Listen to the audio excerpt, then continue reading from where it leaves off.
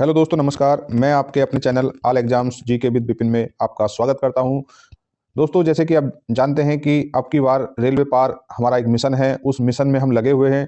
उसी क्रम में दोस्तों हम जो है रेलवे एनटीपीसी की जो पीवाई क्वेश्चंस हम इस सीरीज के माध्यम से कर रहे हैं, उसी क्रम में आज हमारी क्लास नंबर 10 होने वाली है।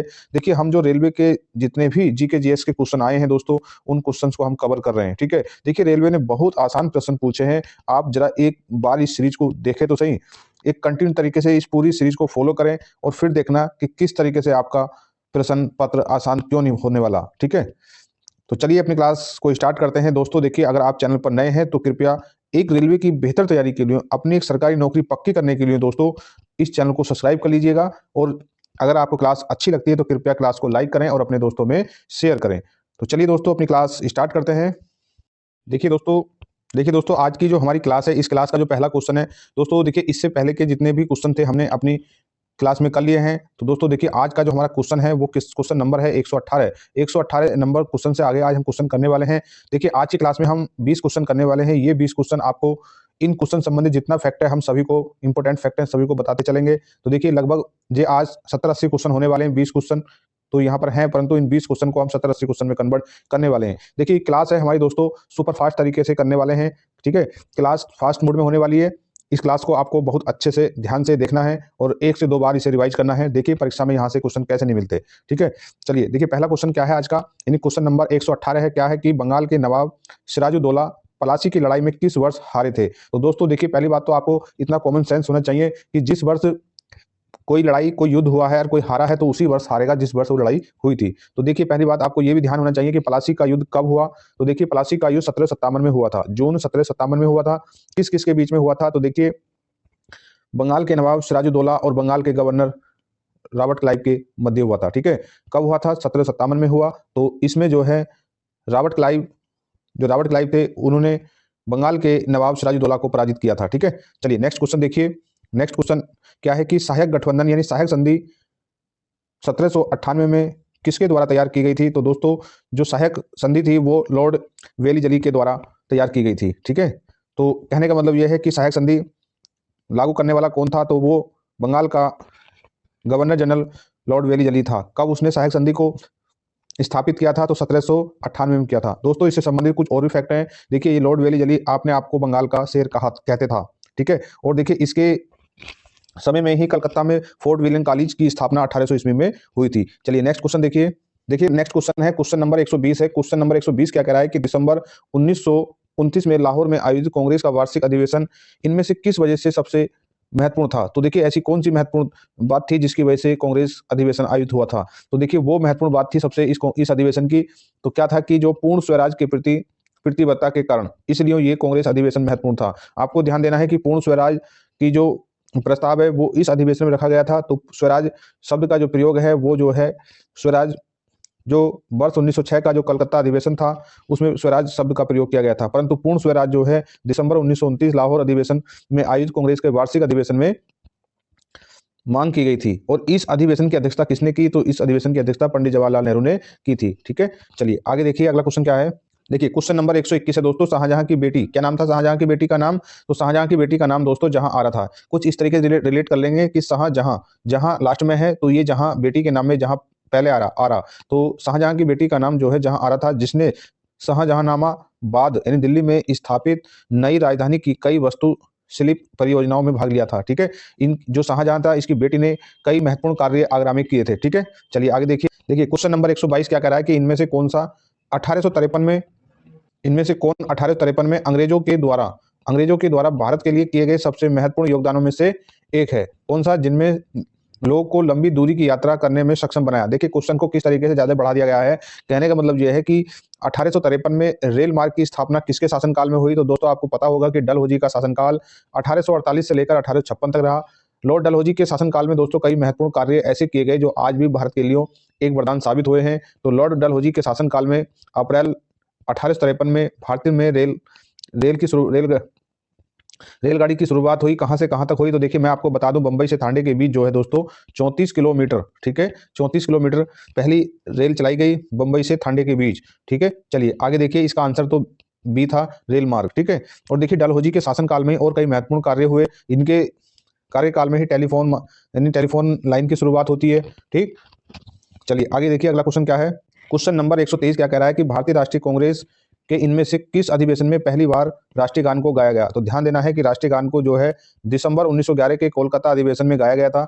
देखिए जो राष्ट्रीय गान है, राष्ट्रीय गान जनगण मनगढ़ को गाने में कितना समय लगता है, तो आपको पता होना चाहिए 52 सेकंड का समय लगता है, जबकि राष्ट्रीय गीत वंदे मातरम को गाने में 65 सेकंड का समय लगता है, ठीक है। चलिए आगे देखिए अगला क्वेश्चन है। देखिए क्वेश्चन नंबर 124 क्या कह रहा है कि गांधी जी, ध्यान देना, गांधी जी, इसमें जो खाली स्थान को भरना है कि गांधी जी रोल एक्ट के खिलाफ अभियान प्रेस पर ब्रिटिश सेंसरशिप की पेशी के बिना नजरबंदी के जवाब में थे, ठीक है। चलिए नेक्स्ट क्वेश्चन देखिए।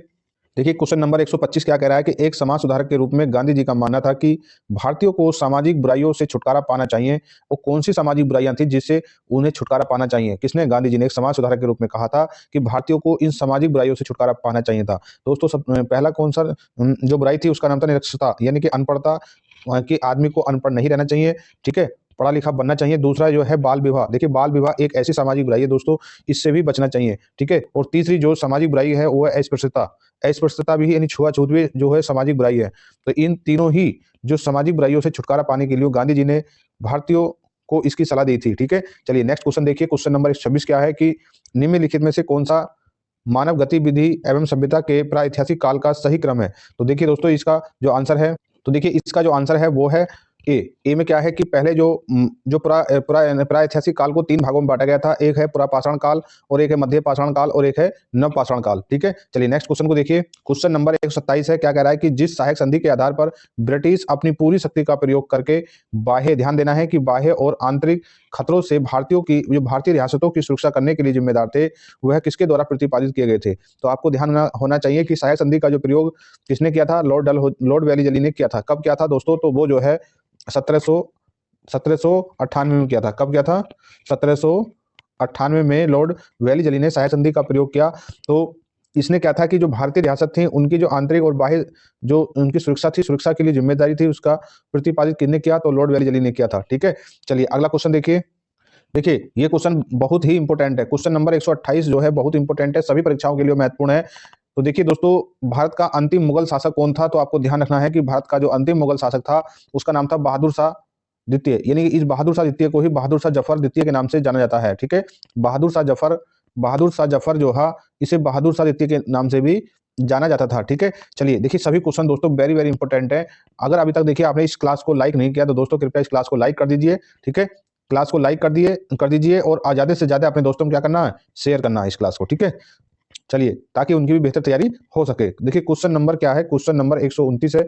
129 नंबर जो क्वेश्चन है वेरी वेरी इंपॉर्टेंट है दोस्तों। ये क्वेश्चन अभी हाल ही में बीपीएससी टीआरई 3.0 की जो परीक्षा हुई थी उसका जो पहला एग्जाम और जो री एग्जाम दोनों में ही इस टॉपिक से क्वेश्चन पूछा गया है। और देखिए ये रेलवे ने भी इस क्वेश्चन को रिपीट किया है कि भारत के किस गवर्नर जनरल ने 1878 में देसी भाषा यानी कि लोकल भाषाओं का जो प्रेस अधिनियम यानी कि वर्नाकुलर प्रेस एक्ट प्रस्तावित किया? तो उस जो गवर्नर जनरल का नाम था दोस्तों लॉर्ड लिंटन। लॉर्ड लिंटन ने भारतीय जो भाषाएं थी उनमें जो प्रेस में जो अखबार छपते थे, जो पत्रिकाएं छपती थी, तो उस पर पूर्णतः प्रतिबंध लगा दिया गया कि अगर आप कोई भी बिना हमारी मर्जी के कोई भी आप अपना प्रेस विज्ञप्ति निकालते हैं तो आप पर जुर्माना हो जाएगा, यानी कि आपकी प्रेसों को जब्त कर लिया जाएगा और आपको जेल में डाल दिया जाएगा, ठीक है। तो ये जो कानून कौन लाया था? तो लॉर्ड लिंटन लाया था। तो देखिए इस कानून को समाप्त किसने किया? इससे संबंधित भी क्वेश्चन पूछा जाता है। तो आपको ध्यान देना है कि इससे जो है लॉर्ड रिपन ने इसे समाप्त कर दिया था। कब कर दिया था? 1881 में, ठीक है। चलिए आगे देखिए अगला क्वेश्चन क्या है कि देखिए क्वेश्चन नंबर 130 है कि मुगलों ने ईस्ट इंडिया कंपनी को दीवानी अधिकार, ध्यान देना है कि दीवानी अधिकार में किसे बंगाल, बिहार और उड़ीसा में जो राजस्व संग्रहण यानी इकट्ठा करने की दीवानी मामलों का निस्तारण करने का अधिकार किस वर्ष प्रदान किया? ठीक है, आपने ध्यान देना है। तो ये जो अधिकार है दोस्तों 1765 में। आपको ध्यान होगा कि जब वर्ष 1764 में जो है बक्सर का युद्ध हुआ था और बक्सर के युद्ध के बाद जो कुछ संधियां हुई थी, तो उन संधियों के माध्यम से जो मुगलों ने ईस्ट इंडिया कंपनी को जो दीवानी अधिकार दे दिए गए थे। कहाँ कहाँ के दीवानी अधिकार? बिहार, बंगाल और उड़ीसा के, ठीक है। किस वर्ष? जब बक्सर का युद्ध 1764 में हुआ, उसके बाद जो संधि हुई है उन संधियों के माध्यम से, ठीक है। चलिए आगे देखिए अगला क्वेश्चन क्या है। देखिए दोस्तों क्वेश्चन नंबर 131 है। दोस्तों अगर आप इस सीरीज को फॉलो कर रहे हैं, आप क्वेश्चन नंबर 1 से 131 पे आ गए हैं, तो क्या ये क्वेश्चन 131 तक 2-3 बार नहीं पूछा गया? क्या ये जो सर विलियम जोन्स के संबंधित जो क्वेश्चन है, चाहे वो 1784 का कुछ पूछा हो, या सर विलियम जोन्स को पूछा हो, या एशियाटिक सोसाइटी जो ये जो संस्था है इसके बारे में पूछा हो। देखिए इस क्वेश्चन को 2-3 बार घुमा घुमा के पूछा गया। कब तक? क्वेश्चन नंबर 131 तक। तो ये क्वेश्चन क्या कह रहा है कि सर विलियम जोन्स ने कब? 1784 में, ध्यान देना, कब? 1784 में, 1784 में एशियाटिक सोसाइटी की स्थापना की। ठीक है, किसने की? सर विलियम जोन्स ने की। कब की? 1784 में की। किसकी स्थापना की? तो उसका नाम था एशियाटिक सोसाइटी ऑफ बंगाल। ठीक है, चलिए नेक्स्ट क्वेश्चन देखिए। देखिए दोस्तों क्वेश्चन नंबर 132 है, क्या कह रहा है कि निम्नलिखित में से कौन जो है स्मारक जो है किंग जॉर्ज पंचम और क्वीन मैरी का भारत में स्वागत करने के लिए बनाया गया था, जो गुजराती शैली से प्रभावित था। गुजराती शैली में पूर्णतः नहीं था, परंतु गुजराती शैली से प्रभावित था। पहली बात आपको ये ध्यान रखना है कि क्वेश्चन नंबर 132 तक ये टॉपिक है। इस टॉपिक संबंधित 2 से 3 क्वेश्चन, ये लगभग तीसरा क्वेश्चन ये है। क्या है कि जब भारत में जो है किंग जॉर्ज पंचम और क्वीन मैरी भारत में आए थे तो उनके स्वागत में, ठीक है, ऐसी कौन सी एक इमारत बनाई गई थी? तो आपको ध्यान देना है कि गेट ऑफ इंडिया बनाया गया था। गेट ऑफ इंडिया कब बना? तो जब जॉर्ज पंचम और क्वीन मैरी कब आए, तो आपको ध्यान होना चाहिए कि आपको कि दिसंबर 1911 में वो आए थे, तभी गेट ऑफ इंडिया बना था। कब बना था? 1911 में। आपको ये भी कमेंट बॉक्स में बताना है कि इंडिया गेट कहां पर है और इंडिया गेट कब बना। ठीक है, देखिए इंडिया गेट यहाँ विकल्प में दिया है, आपको बताना है कि ये इंडिया गेट कहां पर है और ये कब बना। ठीक है, चलिए नेक्स्ट क्वेश्चन देखिए। देखिए क्वेश्चन नंबर 133 है दोस्तों, वेरी वेरी इंपॉर्टेंट क्वेश्चन है कि नादिर शाह ने कौन से सन में भारत पर हमला किया और दिल्ली में लूटपाट की? तो देखिए नादिर शाह ने दोस्तों 1739 में, नादिर शाह ने 1739 में भारत पर हमला किया और दिल्ली में लूटपाट की। देखिए दिल्ली के साथ साथ जब उत्तर भारत में गया तो ये जहां जहां गया दोस्तों वहां से लूटपाट करते हुए चला गया। कहने का मतलब जो है नादिर शाह का भारत पर जो हमला है वो 1739 में है। ठीक, चलिए अगला क्वेश्चन देखिए, क्वेश्चन नंबर 134 है। क्वेश्चन क्या कह रहा है कि केरल में जो मोपला विद्रोह को मालाबार विद्रोह भी कब हुआ था? ठीक है, जो मोपला विद्रोह कब हुआ था? इस मोपला विद्रोह को जो है मालाबार विद्रोह के नाम से भी जाना जाता है। तो दोस्तों ये कब हुआ? देखिए सदाबहार क्वेश्चन है, पूछा जाता है। तो मोपला विद्रोह जो है 1921 में हुआ। ठीक है, चलिए नेक्स्ट क्वेश्चन देखिए। देखिए दोस्तों क्वेश्चन नंबर 135 है और आज की क्लास का ये लास्ट क्वेश्चन है कि श्री गुरु नानक जी का जो जन्म है वो राय भोले की जो तलवंडी यानी वर्तमान में ननकाना साहिब में कब हुआ? तो दोस्तों देखिए यो गुरु नानक जी का जो जन्म है वो 1400, ध्यान देना है कि 1469 ईस्वी में हुआ था। ठीक है, 1469 ईस्वी में हुआ। और कहाँ हुआ है? तो ये जो है जो वर्तमान समय में ननकाना साहिब है, कहाँ है? पाकिस्तान में। वहां पर जो है गुरु नानक देव जी का जन्म हुआ था। दोस्तों आज की क्लास का ये लास्ट क्वेश्चन था। अगर आप देखिए क्लास अच्छी लगती है तो कृपया क्लास को लाइक करें, अपने दोस्तों में शेयर करें। देखिए रेलवे की तैयारी के लिए और एक सरकारी नौकरी प्राप्त करने के लिए दोस्तों आप इस चैनल को सब्सक्राइब करें और ज़्यादा से ज़्यादा अपने दोस्तों में इस क्लास को और इस चैनल को शेयर करें, ताकि वो भी हमारे इस प्लेटफॉर्म से जुड़ सकें और अपनी तैयारी को बेहतर कर सकें। तो चलिए दोस्तों मिलते हैं आपसे अपनी अगली क्लास में, तब तक जय हिंद जय भारत।